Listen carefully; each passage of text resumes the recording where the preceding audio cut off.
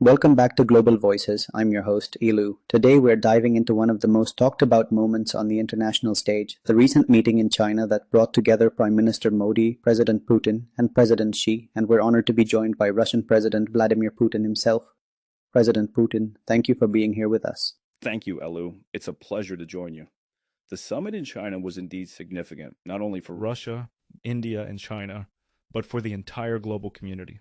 The world saw that striking image of you, Prime Minister Modi, and President Xi standing together and even holding hands. It quickly became headline news. In some places, especially in the West, people saw it as a powerful message, maybe even a challenge to the current international order. What message do you think was being sent in that moment? The message was straightforward. The world is no longer defined by a single power. By coming together, Russia, India, and China demonstrated that cooperation is the way forward. We want to move away from isolation, away from sanctions and tariffs. Instead, we emphasize connectivity, balanced growth, and a global system where every nation, large or small, has its voice heard and respected.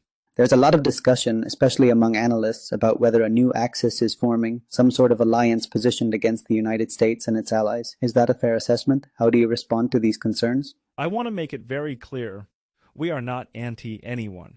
Rather, we are pro-something, pro-multipolarity, pro-dialogue, pro-respect between diverse civilizations. What took place in China was a message that no nation should be forced to choose sides or be pressured into one camp or another. Look at India, for example. India is showing that it maintains its independence and options. And for Russia, our focus remains on building ties with partners who respect sovereignty and mutual interests. That's an interesting perspective. President Xi, during his speech at that summit, criticized what he called Cold War mentalities and the practice of political and economic bullying. Was his message coordinated with yours and Prime Minister Modi's? President Xi's words strongly align with our philosophy.